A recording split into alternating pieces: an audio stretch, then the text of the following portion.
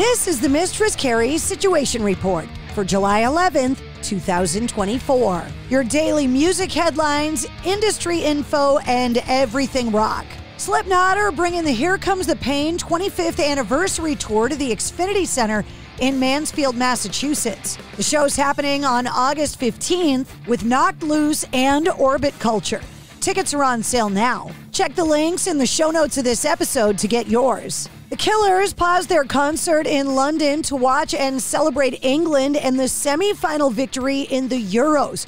The audience freaked out at the O2 Arena in London. The band stopped the gig mid-show to watch England secure their 2-1 victory over the Netherlands. 10 songs into their performance, Brandon Flowers paused the concert to watch the end of the game. After England secured the victory, red and white streamers were fired into the crowd, and the band broke into their biggest hit, Mr. Brightside. Former Red Hot Chili Peppers guitarist and current Pearl Jam touring guitarist Josh Klinghoffer has been sued for wrongful death after striking and killing a 47-year-old man with his car. His attorney has provided a brief statement in response to the lawsuit. The suit was filed in California by Ashley Sanchez, the daughter of the victim, whose name was Israel Sanchez, alleging that Sanchez was struck and killed by a black GMC SUV driven by Klinghoffer while walking in a crosswalk on his way to get groceries in Alhambra, California this past March. The report claims that video evidence shows the guitarist was distracted while making a left turn at an intersection and showed no signs of braking or slowing down. The SUV allegedly had no license plates. Sanchez died as a result of blunt force trauma from the injuries he sustained during the impact, according to the lawsuit. The report further claims that Klinghoffer was never arrested over the incident and went on tour with Pearl Jam, and then he never reached out to Sanchez's family about it or showed any remorse. His attorney released a statement to Rolling Stone saying, quote, "This is a tragic accident," after which Josh immediately pulled over, stopped the vehicle, called 911, and waited until police and the ambulance arrived. He is fully cooperating with the traffic investigation. Ghost film Right Here, Right Now is set for a global online premiere later this month. The film was given an initial cinema run worldwide on June 20th. Right Here, Right Now includes concert footage of Ghost performing at the Forum in Inglewood, California last year, as well as premiering the new track, The Future is a Foreign Land. Fans who were unable to see it in theaters in June will be able to buy it on the Veep streaming platform coming up on July 20th. Nearly 30 years ago, an episode of The Simpsons depicted Cypress Hill mistakenly booking a concert with the London Symphony Orchestra, quote, possibly while high. Today, it's actually going to happen. In the 1996 episode, Homer, who is eager to impress the kids, hangs out with Cypress Hill and the Smashing Pumpkins at a festival called Hullabalooza. Now, after years of fan encouragement, the London Symphony Orchestra will back Cypress Hill for real while they perform some of their best-known songs at the Royal Albert Hall. Another character from that episode has been invited, Peter Frampton.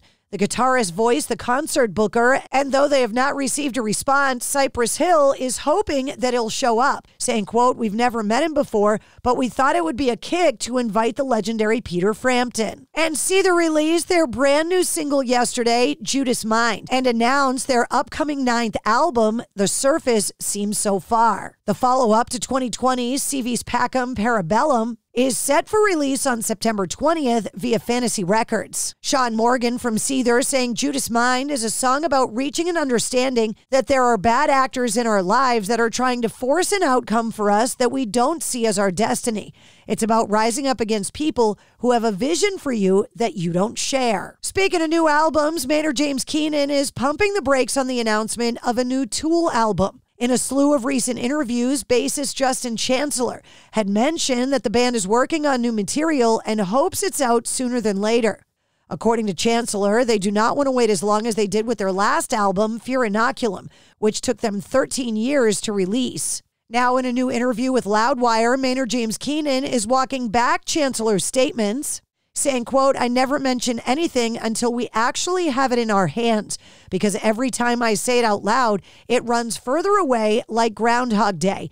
To get people wound up and excited about something that doesn't exist, I think it's irresponsible." And the three-way lawsuit over Nirvana's iconic crossed-out eyes smiley face shirt appears to have come to an end. The design, which was first used by Nirvana in 1991 around their diamond-certified album Nevermind, found itself at the center of a legal dispute several years ago. Design house Marc Jacobs rolled out a similar design to the shirt, which featured some slight alterations to tie it to the Marc Jacobs brand.